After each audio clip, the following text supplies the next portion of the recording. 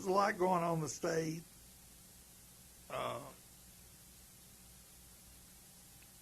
After Labor Day, that'll probably get full blown with the elections. Our sixth congressional district race, who Edwin W. Edwards is in it, and it looks like there's going to be a runoff there. He's in his 80s and he's still going strong, giving these whippersnappers all they can handle. We also have a senatorial race. Looks like it'll be the two top front runners are Senator Mary Landrieu and Representative Bill Cassidy. And later on through the weeks, we'll have people coming on to talk about that. The Greater Baton Rouge Building Trades, the Louisiana AFL-CIO, and the Louisiana NAACP in those races have endorsed Mary Landrieu. I don't know about the 6th Congressional District race, but in those two particular races, there's already been endorsements. Like I said, we're running a little early here. If anybody wants to call in real quick, 225-343-1075. You could bail me out of this little bind I'm in. I'm checking the local news, see if there's any relevant stories. But most of the stories are on the Common Core, which we're not going to fool with that here today. We need somebody in education to really talk on that. It's kind of a complicated subject for me.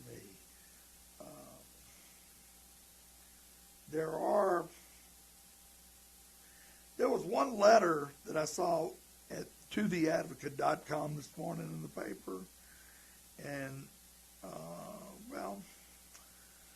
in so many words, if you go to it, it's a writer wrote in and it was writing that Sarah Palin wasn't doing the Republicans any good. And that's about all that's going on as far as politics in the paper this morning. And you can give us a call if you want to talk for a couple of minutes. 225-343-1075.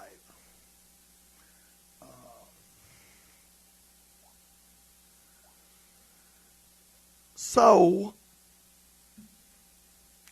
back to the senatorial race, Mary Landrieu. It looks like it might be a close one between her and Representative Bill Cassidy. If you have any thoughts on that, you can call me.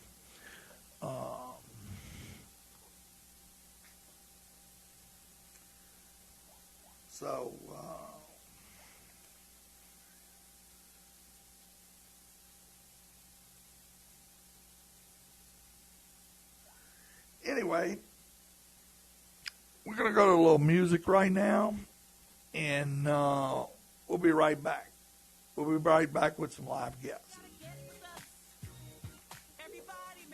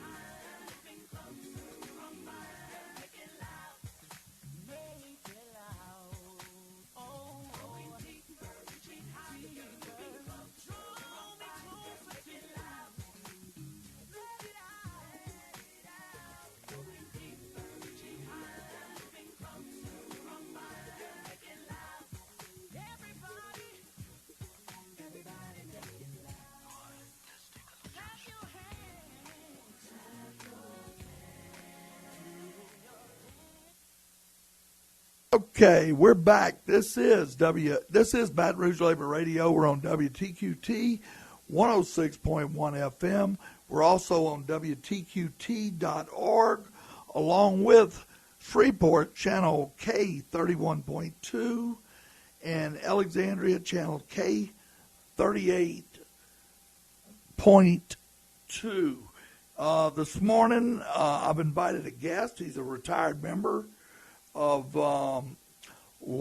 UA Local 1. That's the Plumbers Union in Baton Rouge. In New York City. Get a rope. Good morning, Ed. Yeah, good morning. How are you? I don't know if we're coming in, Ed. Doing good, Ed. How's retirement treating you? Well, I just thought I'd give you a call and let you know things are going real good for me. Since I retired from the UA, I'm glad I got a good pension, because otherwise I think if I try to live on what Social Security gives you, if they're going to keep on giving it, I think they are, Ed. I'd probably be in the subway with a tin cup going around trying to get quarters. So everything's going pretty good. I have a farm in Thailand now. I live in Thailand about 8 months a year, and I have a farm up there. We grow a lot of different crops, and I believe that all of this was made possible because of my retirement check that I get. Well, that's good. Ed, how long have you been retired from Local 1? I retired in about 2006. So you've been retired for about, 8 years now? Yeah, let's see, 6. Yeah, a little bit more, maybe 8, 10 years. So, Ed, are you still active in the labor movement, or are you just enjoying your retirement? Well, I try to stay a little bit active in the labor movement, talking to people and stuff. I don't go back up to New York for most of the elections. They keep moving them around when they can't get a place to stay all the time. And it's very expensive, because I live in North Carolina now when I am here. And, of course, when I'm away in Thailand, I really have no access to anything going on. But I talk to a lot of people down here in North Carolina about trying to get unions started and giving them reasons why, union is such a good idea.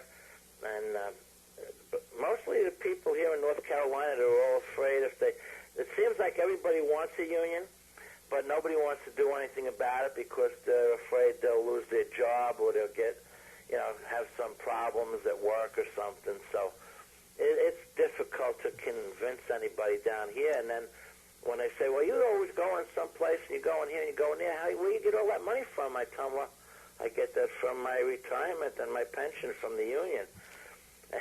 Well, that's good. You're secure in your retirement. It's really hard to convince them here in North Carolina. Well, I think that's a pretty widespread problem right now. But I was listening to Union Edge. We do the Union Edge broadcast. They broadcast for Baton Rouge Labor Radio.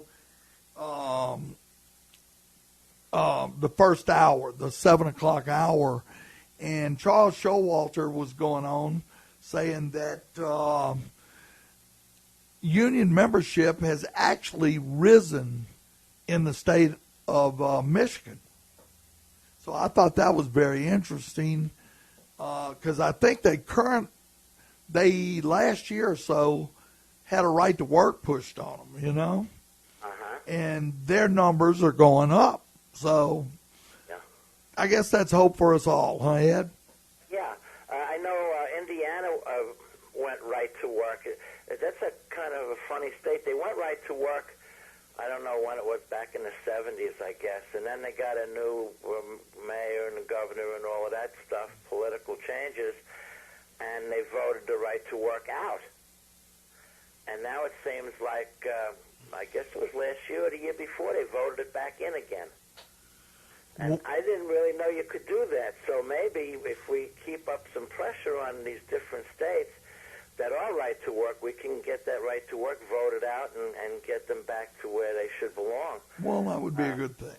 Here in North Carolina, they think that they should have the right to work, and they should be allowed to work on a union job, but not pay any benefit, not pay any money into the union, any dues or anything. And then when I asked him, I said, well, gee, you don't want to pay any dues, but yet you want to reap all the benefits of the union. I said, so I guess that puts you somewhere near a bottom feeder.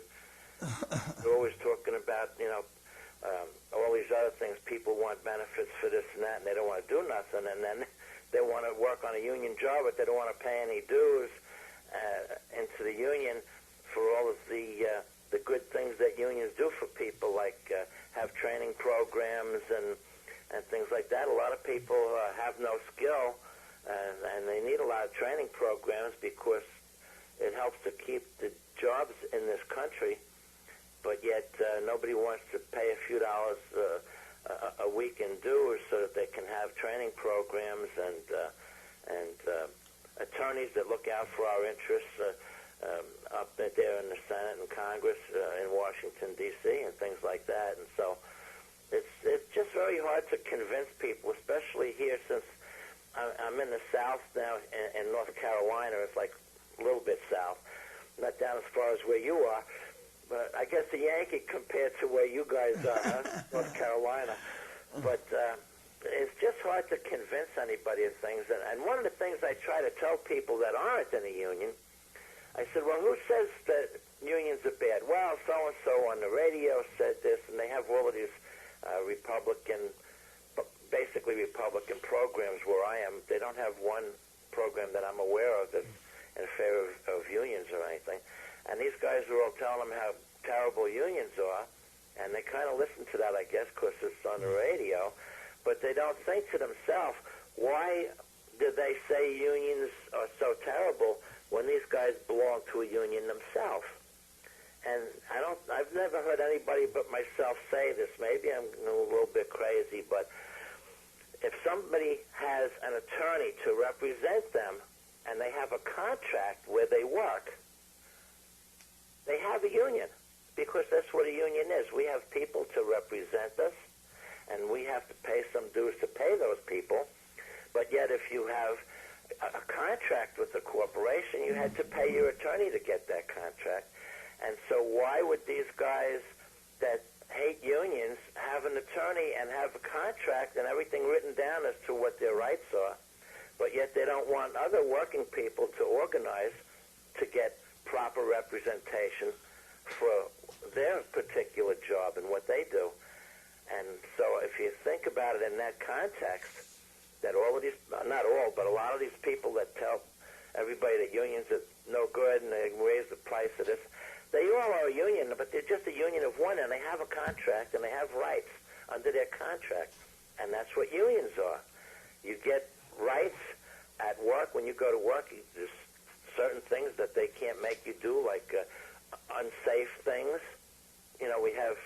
We have a lot of safety involved in the unions, whereas I have a lot of friends here work non-union, and I try to explain to them stuff, and they just, if they don't do this or that, they get fired. And I can't understand why they want to work under that particular pressure, but I'm just so glad that I belong to a union. Of course, I don't know if I had a lot of choice, because my father was in a union, my grandfather was in a union, and my family's been union for well over 100 years. And so, but I'm so glad that I did belong to that union, and I do get my work benefits, and I get some health benefits and stuff that are supplied by your union. And one of my opinions is that if everybody belonged to a union, we wouldn't need any Obamacare. Well, yeah, you're talking about the Affordable Care Act. But look, Ed, I appreciate you calling in today.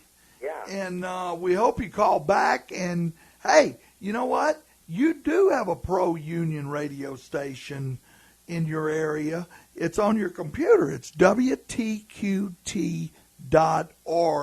And every Saturday between the hours of 7 a.m. and 9 a.m., you'll be listening to Baton Rouge Labor Radio with either myself, Michael D. Day, or Neil Paul Miller.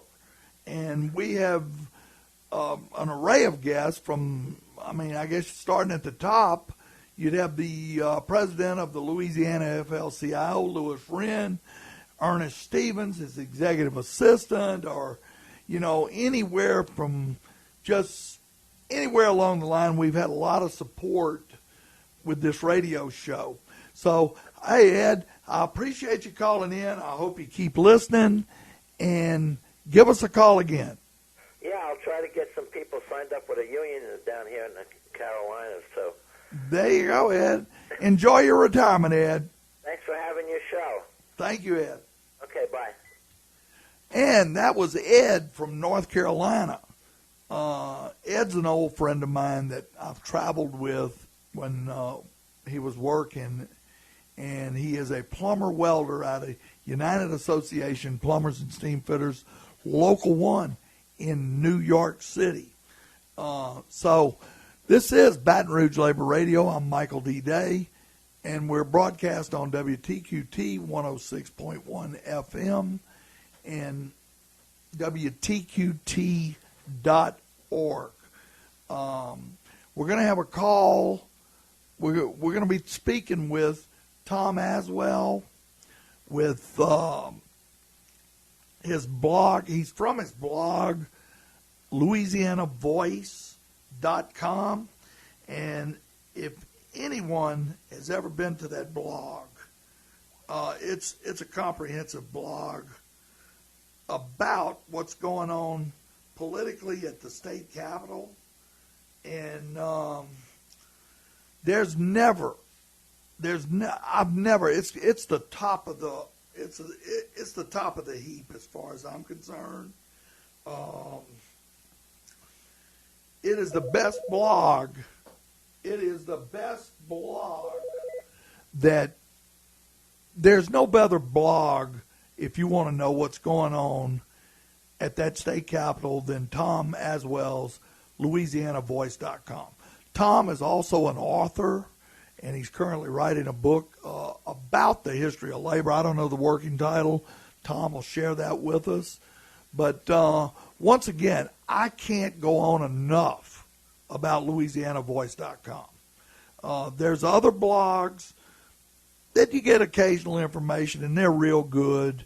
But as far as LouisianaVoice.com, I would say that Mr. Aswell has a source if a mice runs through the kitchen over there.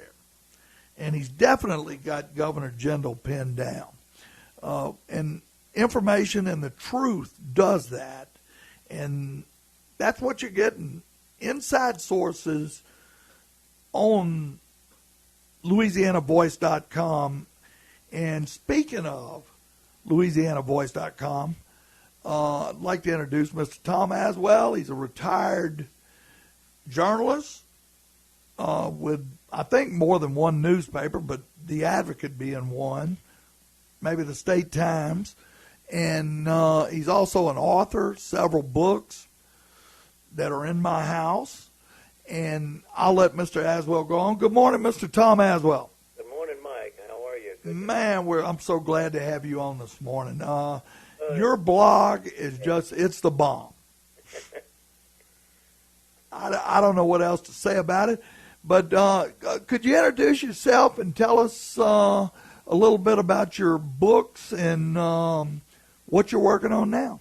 Well, I'm not a retired journalist. I'm more I think the description would probably be more apt that I'm a tired journalist. But I'm actually retired from the state. I worked for the papers and the Advocate. And I worked for other papers in Ruston, Monroe, Shreveport, Donaldsonville, you name it. And I also ran a news bureau and wrote for about 35 or 40 small newspapers across the state. And I've written one book by myself. And that's the history of Louisiana Louisiana rock and roll. I edited a book by a former Angola inmate who worked as a butler in the Edwards governor's mansion during Edwards' second administration. I read that. That's a heck of a book. It is a good book. And I also recently just finished editing a manuscript by a retired FBI agent named Dale Hahn, who is the agent who pursued and nabbed Barry Seal. And he's written a book about Barry Seal, and we have not found a publisher yet, but we are working very diligently on that. And more recently, I have two nonfiction projects in the works. One is a history of the Jindal administration, and I was asked, another radio talk show host, Jim Inkster, and he asked me, he says, can you be fair to Jindal? I said, no. The truth is the truth, I don't do anything to warrant fair play. And finally, I've just agreed to work with another author who is from my hometown of Ruston, by the way, and she's a very, very capable author. She's a Ph.D. She wrote a history, not a history, but a book about Hurricane Camille that was just absolutely outstanding. And I came up with a brainstorm of writing a history of the Louisiana labor movement. We're waiting on that one. When I told her about it, she jumped at it. She said, I've been wanting to do that for years. Would you consider a co-author? I said, certainly. I would love to have her on board. Her name is Judith Howard, and she's very, very intelligent, very good writer. And one reason I wanted to do this is, there's several reasons. First of all, by the time the book comes out, and we hope to have it out in 2016, we certainly hope so, that will be the 60th anniversary of the merger between Louisiana AFL and CIO, at which Mr. Busey was first elected president of the state AFL-CIO. And the other reason is I just felt like it's important to chronicle the history of labor.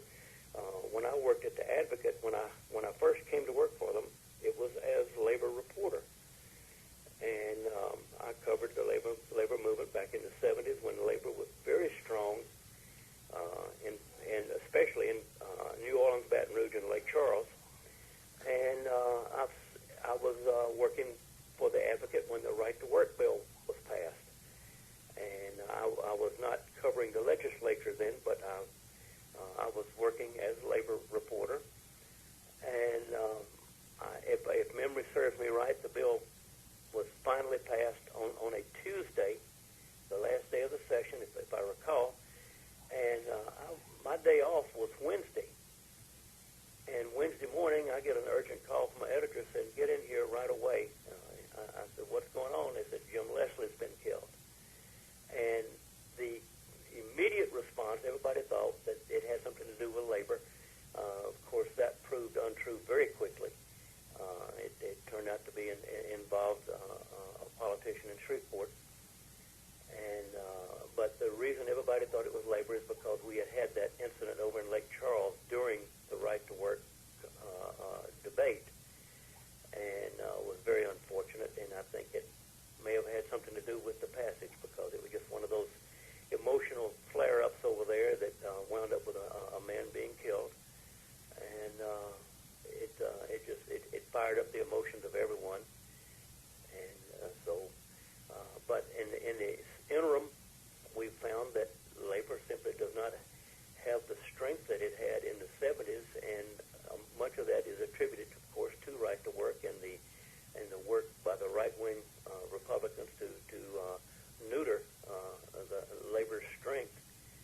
And I've already conducted a few preliminary interviews, and one of them I found quite interesting. I interviewed Mr. Ed Steimel, who was the head of lobby, the newly formed lobby, I might add, during the Right to Work debate. And I asked Mr. Steimel, he made two incredibly telling admissions during our interview, and I don't think it was a slip. I think he intended it to go into the book.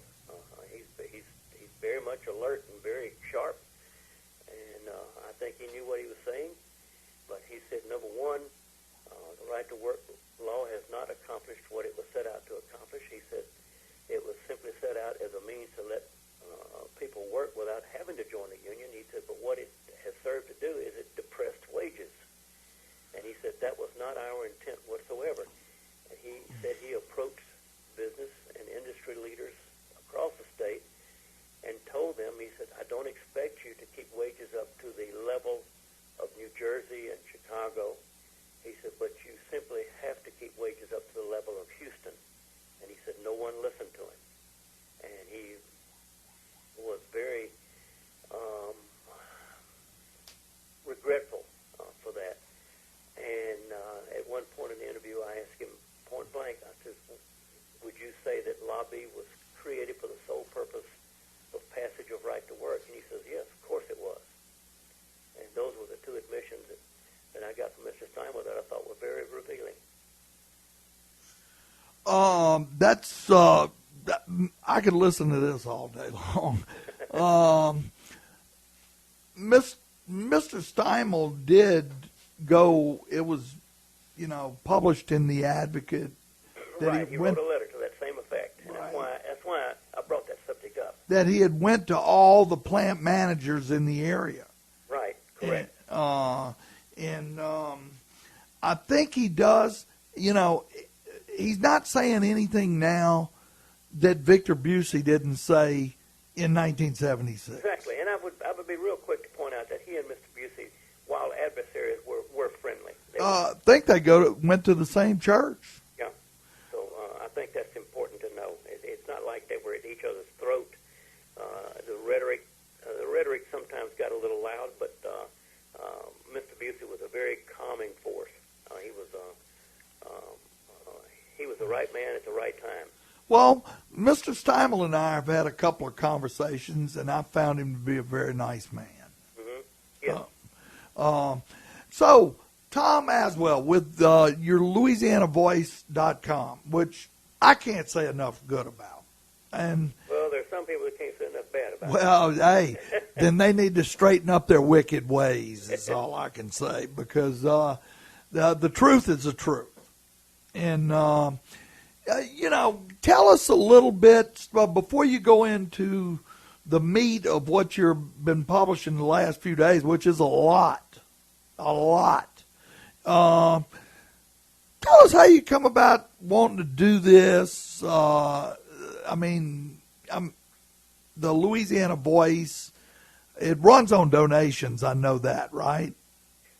Not until recently, and I had my first fundraiser, and I have to say that my readers were more than generous.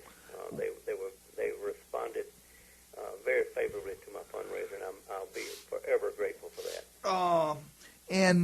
So tell us your motivation, and this has been I was introduced to the LouisianaVoice.com by the Louisiana AFL-CIO president, Louis Wren. I asked Louis, we were doing the radio show on another station. I said, Louis, you got this Pelican deal here. Is there anything other than extreme right-wing blogs? Can you give me something? And he gave me the LouisianaVoice.com. And then shortly after, you were gracious enough to come on our show. And you have been every time we've asked you, unless you've been doing something else. But could you give our listeners, and we're speaking with Mr. Tom Aswell, who is an author and with the LouisianaVoice.com, he runs this. It's his blog.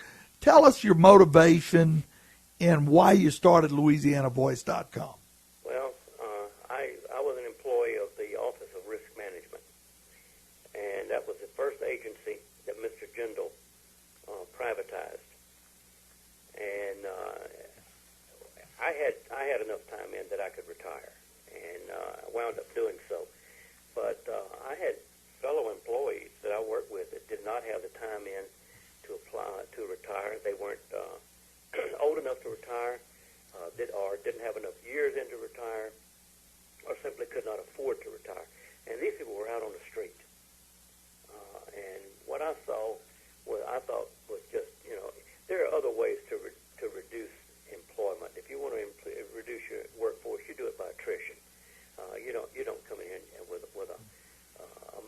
and swat a mosquito.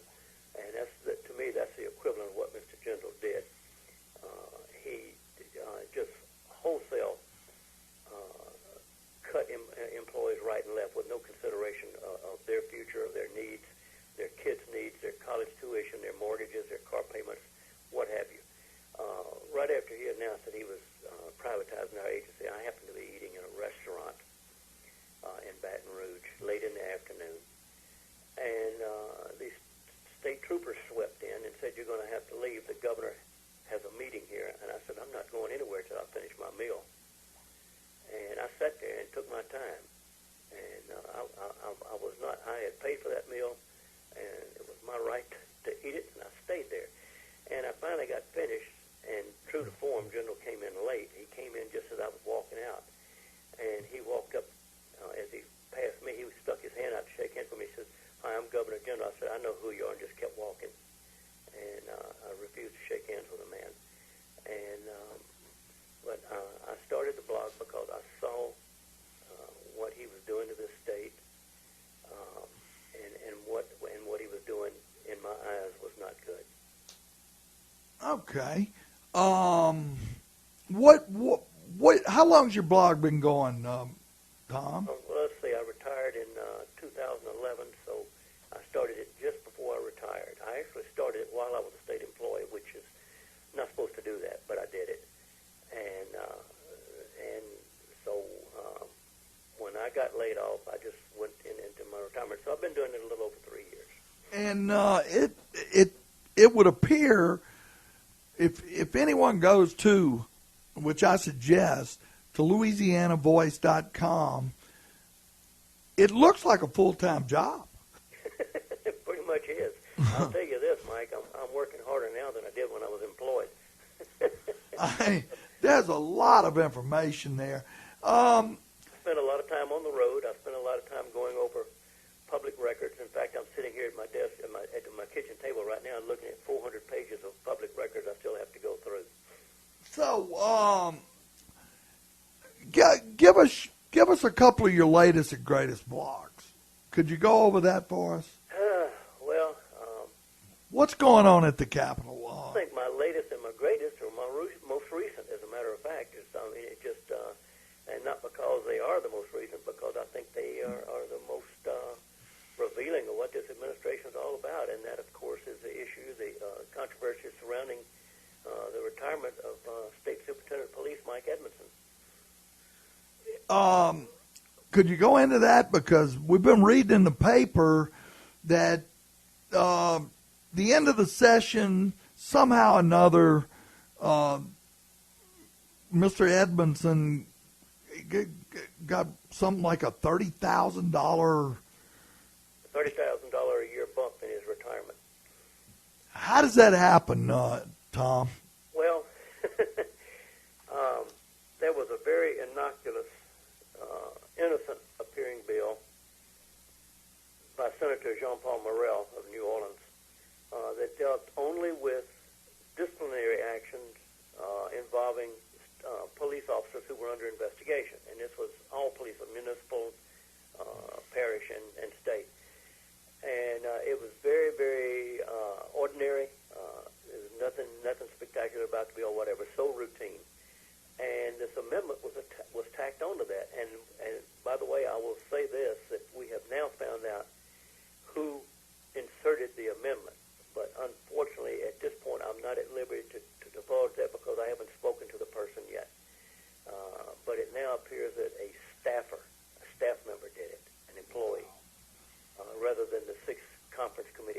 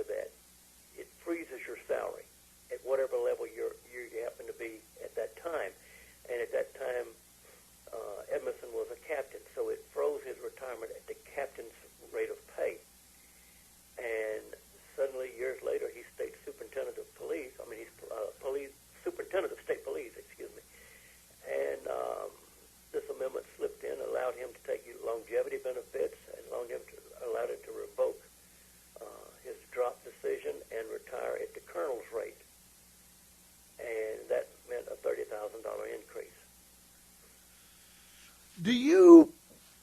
I mean, do you have any thoughts on whether, I don't know how to put this other than say, do you think this was a corrupt action? Corrupt is a hard word. Well, I'm looking for a lighter word, but that's a lot of money. Try unethical. Unethical would It was unethical, and it was certainly not fair, because there are hundreds of state troopers that went through drop, and they're stuck with their decision. And there are thousands of state employees who went through drop, and they're stuck with their decisions. There have been employees who have tried to do this before, to revoke their drop decision and try to go back into the retirement system at a higher grade. And without exception, the House and Senate retirement committees have killed those attempts. They've denied them every time, without any exceptions. And if I were a retired state trooper and seeing what Colonel Edmondson has done, my blood right now would be boiling. slap in the face. It would be a slap in the face to every working trooper on the job. And Colonel Edmondson said that he didn't ask for it, but I quite frankly don't believe that. I like what John Kennedy said, that didn't drop out of the sky. No, it sure didn't. That decision to do that did not drop out of heaven, and it had to be initiated by somebody. And I just can't imagine anybody would insert that language without there being a request for them to do so. You know, and I'm sitting here, and I guess my mind works in strange ways. First of all, we're speaking with Tom Aswell, the voice of LouisianaVoice.com, which is a blog that covers state politics and the state capitol. We're on WTQT 106.1 FM. This is Baton Rouge Labor Radio. My head works strange. Now, I'm thinking, I mean, what's running through my head is not good with this, what I've been reading about, and you covered it well in LouisianaVoice.com. It just looks like something smells. I mean, Mike, something does smell. well, what I'm saying is, the man says, Mr. Edmondson says that he didn't request anything, and then they're saying, well, this staffer, this low-level staffer slipped this in or accidentally put it in or whatever. And, I mean, there seems to be more to it than that. Well, there is more to it than that. First of all, it's not a low-level staffer; it's a high-level staffer. And as soon as I'm able to talk to this person, I will post a blog with the identification. But I think this probably came down from the governor's office. That's just my theory. And the staffer may have been instructed to do this. I just can't imagine that this staff member did this on his or her own initiative. I think, even though we're told that the staffer has done this type of thing before, but was it done on instruction from higher? We don't know. That's what we need to find out. We're working on that. And usually someone asks me how I get onto a story like this, and you haven't asked yet. I was kind of disappointed. Oh, my bad.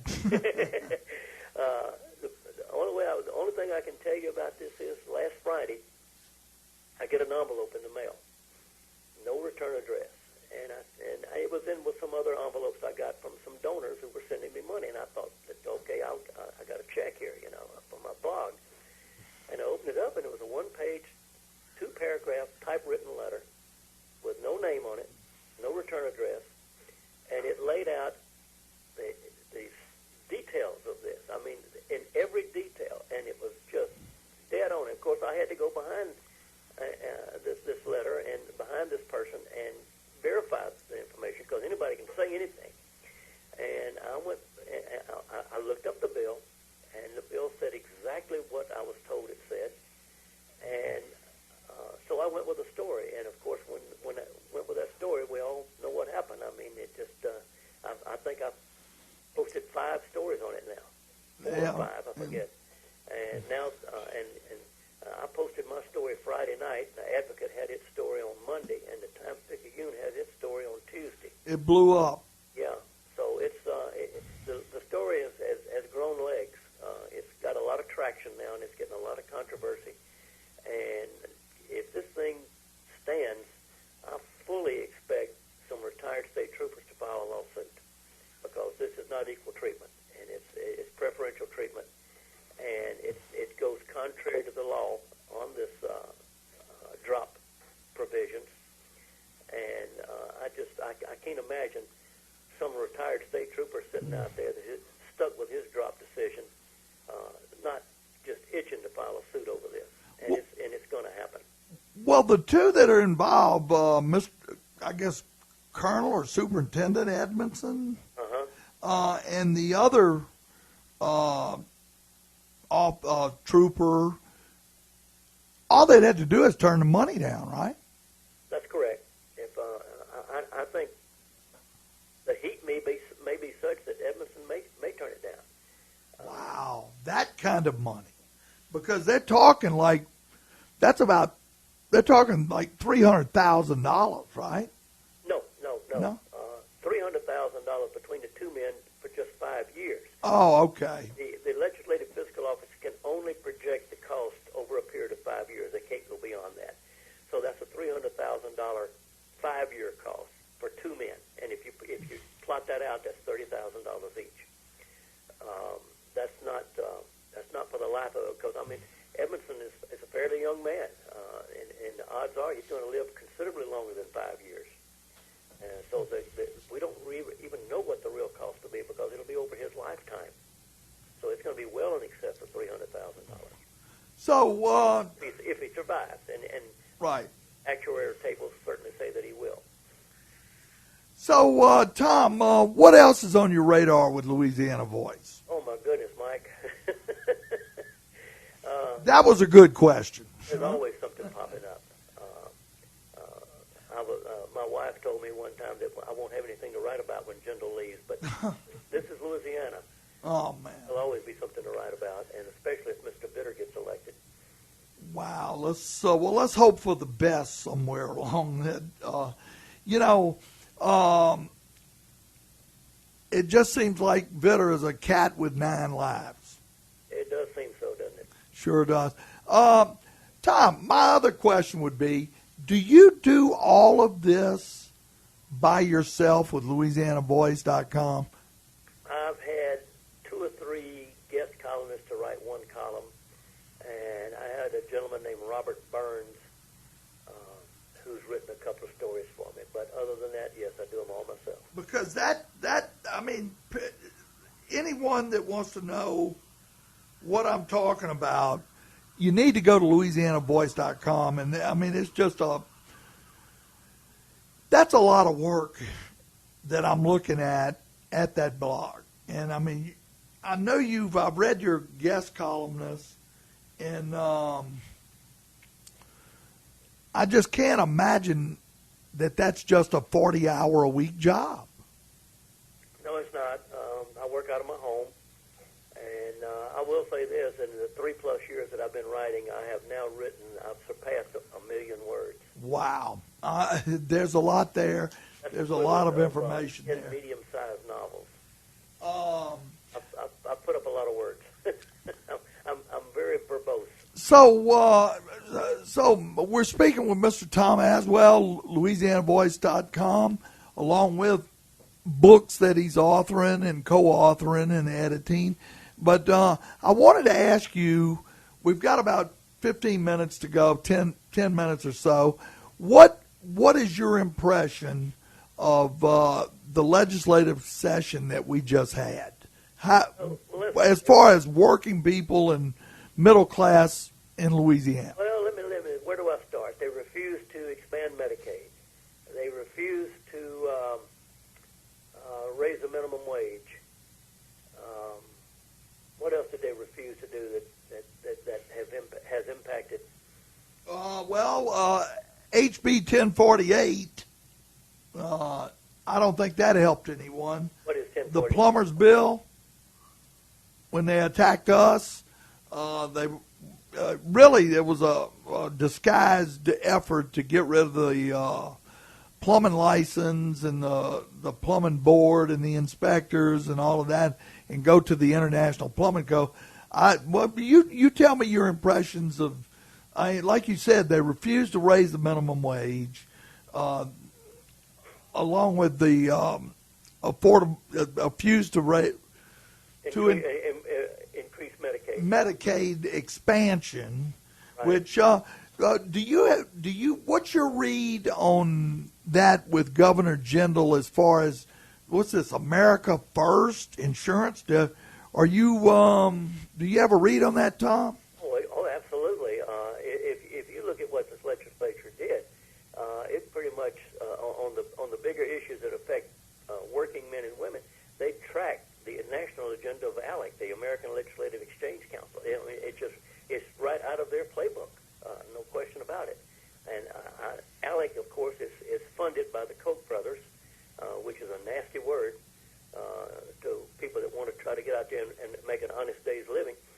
And also some of the bigger members of ALEC include Walmart, the Waltons, and that's their national agenda, is to do everything they can to destroy labor unions, representation for working people.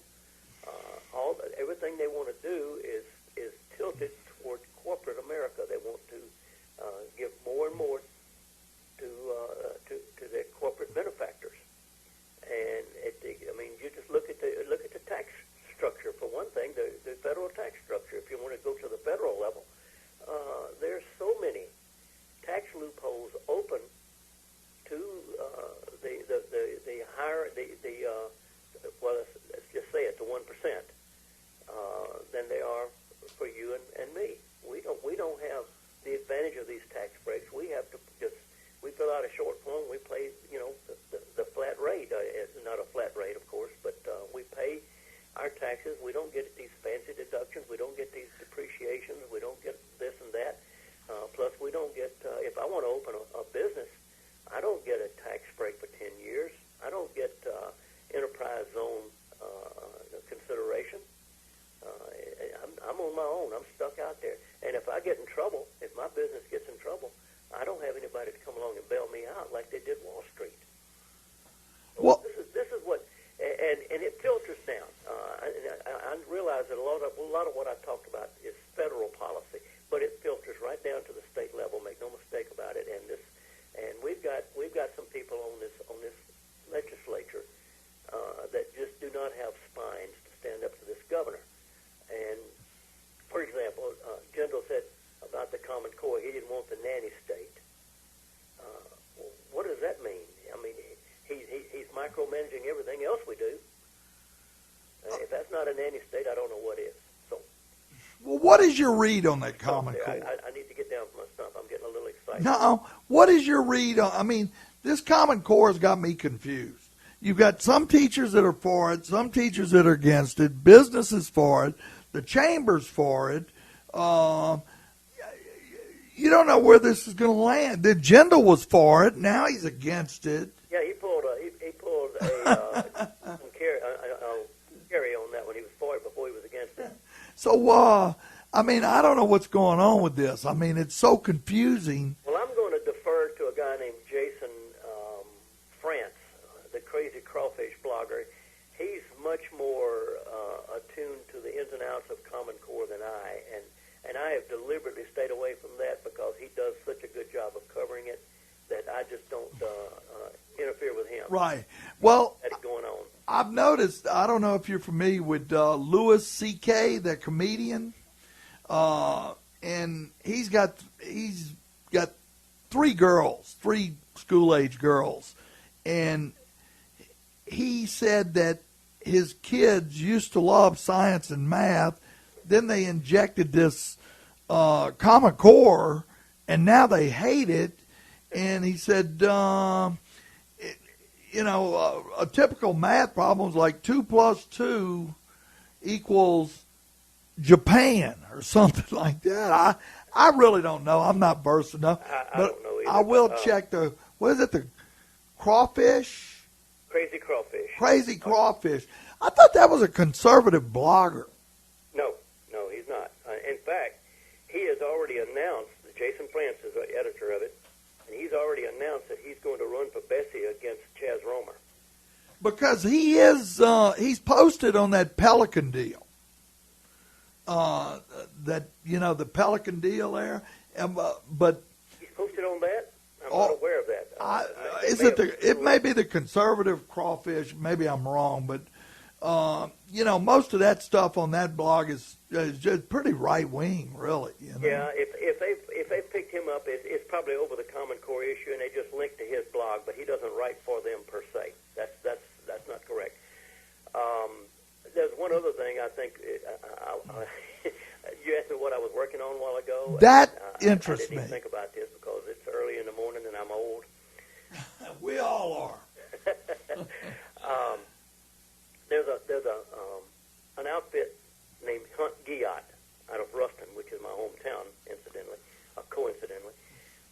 There's a company up there named Hunt Giat that has I think about a $17 million contract with the state to monitor grant applications stemming from hurricanes Katrina and Gustav and Ike and what's the other one? I don't remember, but Rita, and they're to oversee that. And they've had this contract ever since hurricane relief began in 2005. So they're going on 9 years now. They're still trying to recover from the hurricane. I don't know what's taking so long. The Mississippi Gulf Coast is already up and running, and things are back to normal there. I don't know what's taking them so long in Louisiana, but that's neither here nor there. They have this $17 million contract, and I pulled their billing, and that's some of the public records that I've been going through, and they have billed hundreds of thousands of dollars for work done for the Recovery School District, and millions of dollars for other other parish school boards scattered along the Gulf Coast. And this is, these billings are in the millions of dollars. And one of the principals in Hunt Giat is a guy named Jay Giat. And if that name doesn't mean anything to you, he's a member of the Bessie Board. So you've got a member of the Bessie Board doing work under a state contract. Wow. For parish school boards. And now the money is federal. The money comes from HUD. It's administered through Community Development Block Grant. But the contract is with the state of Louisiana, and he's reaping millions of dollars and from school boards for work done for school boards, and he's a member of the Bessie Board. Wow. Sometimes you just can't make this stuff up. No, I haven't written this story yet, but it's coming. It's coming. That's my next big project. Well, we've got a couple of minutes to go, Tom. We're speaking with Mr. Tom Aswell with LouisianaVoice.com. We're on WTQT 106.1 FM, and this is Baton Rouge Labor Radio, broadcast Saturdays, 7 a.m. to 9 a.m. And, Tom, we went through it. Is there anything, in the closing minutes, and I know you watch this real close, is there anything that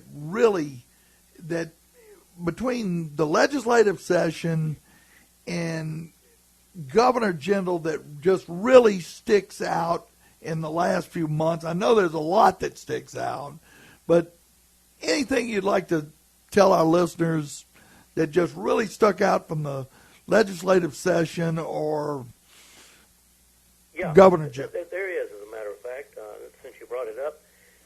In fact, the information just broke this week. Office of Group Benefits. Their cash reserves are being depleted at the rate of $16 million a month. In other words, they're spending $16 million a month more than they're taking in, and this is a direct result of Bobby Jindal's rate reduction, premium reduction for group benefit members that he did just before he privatized it in order to make the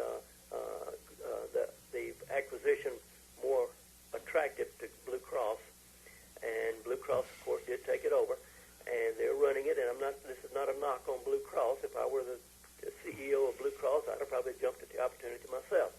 But Jindal deliberately tinkered with those premiums, and he did it for a reason, because the state pays 75% of the premiums for employees, and consequently, when you reduce the rates, it reduces the obligation that the state has to pay. And Jindal was taking the difference that he was saving and plowing it into the budget to try to patch over his budget holes that he has every single year. And he was just simply trying to plug budget holes with what essentially is one-time money. And it was a smoke and mirrors game, and I said it at the time. Well, when he did it, I said that it's going to result in a huge drawdown in the cash reserves, which were $500 million when Tommy Teague had it. And now it's less than half of that, and projected by 2016 to be $5 million. That's a drop of $495 million. And this is a direct result of Mr. Jindal's whiz-kid economics that have simply not worked. And this is one of the things I'm working on as well, is this group benefits debacle. And it can be described as nothing else than a debacle, a disaster. And those are the things that we look at every day that it's just it flies beneath the radar, and it's now it's on the radar though, because they had the joint legislative budget committee met on this yesterday, and the result is premiums are going to go up and benefits are going to go down. Thank you, Mr. Jindal. Wow. It amazes me that what we, and, I know, but, well, I think it's obvious to just about everybody that watches this that Governor Jindal's never really won a hard election. He had one hard election against Kathleen Blanco, and he lost. The rest of them, there wasn't anybody running against him. No, he just walked through. He just walked through, and I don't understand why people from LSU and all walks of life, he had a lot of support at LSU, and, even Richard Manship, the owner of the TV stations and the Advocate, backed off of him real quick when he seen what he was going to do education. I can't understand why people aren't in the streets at the Capitol with pitchforks and torches. I really don't. Nor I don't understand it. Well, people are too caught up watching Dance with the Stars and The Bachelorette to take the time to study the issues the way they should, and these issues affect them. There was one huge donor, a big Jindal backer up in Ruston, and he was just all over Jindal. He couldn't get enough of him. And suddenly when Jindal got elected, Jindal wouldn't take his phone calls, and this guy has backed off him big time. He has turned on Jindal. And that's the attitude of Jindal. He's never been interested in being governor, despite his proclamations that he had the job he wanted. From the get-go, he's had his sights set on higher office, and we were simply a stepping stone, and believe me, he stepped all over us. And I think he's going to fall in the pond because there's nobody can buy this nationally. National media is going to eat him alive. This is all. I want to thank you, Mr. Tom Aswell with LouisianaVoice.com, and I hope you come back to our show. Anytime. This is just a wealth of information. So thank you, Tom, and we're going to finish up the show. Hang with me a minute. This is Baton Rouge Labor Radio. We're broadcast on WTQT 106.1 FM. You can pick up a rebroadcast of this on my Facebook, Michael D. Day, or Baton Rouge Local Union 198 on Facebook. We'll have that Slim Langwell, I'll have that posted in just a little while. But, Tom, we've got a saying on Baton Rouge Labor Radio. I don't know if you know it, but if you work for free, you'll always have a job. Live better, work union. Thank you, Mr. Tom Aswell of LouisianaVoice.com. Thanks for having me, Mike. Have a good day.